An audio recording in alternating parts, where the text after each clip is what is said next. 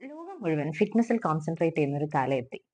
ഗർഭിണിയായിരിക്കുമ്പോൾ exercise ചെയ്യാൻ പറ്റുമോ ഇല്ലേ, ആർക്കൊക്കെ ചെയ്യാം ആർക്കൊക്കെ ചെയ്യാൻ പറ്റില്ല, ഇതൊക്കെ നമ്മൾ സ്ഥിരം നേരിടുന്ന ക്വസ്റ്റ്യൻസ് ആണ്. അൺകോംപ്ലിക്കേറ്റഡ് ആയിട്ടുള്ള എല്ലാ പ്രഗ്നൻസി ഉള്ളവർക്കും എക്സസൈസ് ചെയ്യാവുന്നതാണ്.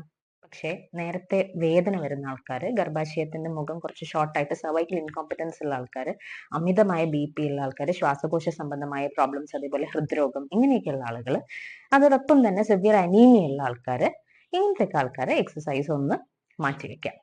നമ്മുടെ ലോകാരോഗ്യ സംഘടനയും അമേരിക്കൻ കോളേജ് ഓഫ് ഒബ്സ്ട്രീഷ്യൻസ് ആൻഡ് ഗൈനക്കോളജിയും ഒക്കെ ശുപാർശ ചെയ്യുന്നത് ഒരാഴ്ചയിൽ 150 മിനിറ്റ്സ് ഓഫ് മോഡറേറ്റ് എക്സസൈസ് ഒരു ഗർഭിണിക്ക് ചെയ്യാവുന്നതാണ്. എന്ന് വെച്ച് കഴിഞ്ഞാൽ ആഴ്ചയിൽ ഒരു 5 ദിവസം 30 മിനിറ്റ് വെച്ചിട്ട് നമുക്ക് എക്സസൈസ് ചെയ്യാം. അപ്പൊ ഇതിൽ പെടുന്നതാണ് നമ്മുടെ നടത്തം, സ്വിമ്മിങ്, പൈലറ്റ്സ്, ചെറിയ തരത്തിലുള്ള വെയിറ്റ് എക്സസൈസസ്, യോഗ തുടങ്ങിയ എല്ലാ എക്സസൈസസും ചെയ്യാം. ഇനി എക്സസൈസ് ചെയ്യുന്നതിന് മുമ്പ് ഫസ്റ്റ് ട്രൈമസ്റ്ററിലുള്ള സ്കാനിങ് ചെയ്ത് പ്രോബ്ലംസ് ഒന്നും ഇല്ല എന്നുള്ളത് ഉറപ്പുവരുത്തുക. അതോടൊപ്പം തന്നെ ഒട്ടും യൂഷ്വലി എക്സസൈസ് ചെയ്യാത്ത ആൾക്കാരാണെങ്കിൽ ഒരു 5-10 മിനിറ്റിൽ സ്റ്റാർട്ട് ചെയ്യാം. പിന്നീട് അത് 20-30 മിനിറ്റിലേക്ക് കൊണ്ടുവരാം.